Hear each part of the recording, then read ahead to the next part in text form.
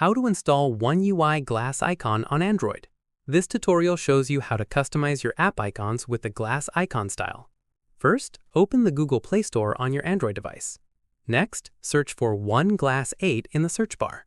Following that, you'll find the One Glass 8 icon pack, which is a paid app. Now, if you want to purchase it, tap on the app and then tap Buy or Install. Moving forward, if you prefer a free option instead, search for Good Lock in the Play Store. Afterwards, Good Lock is Samsung's official customization app, but it's only available in certain regions. In addition to that, if Good Lock is available, install it and use the Theme Park module to customize your icons.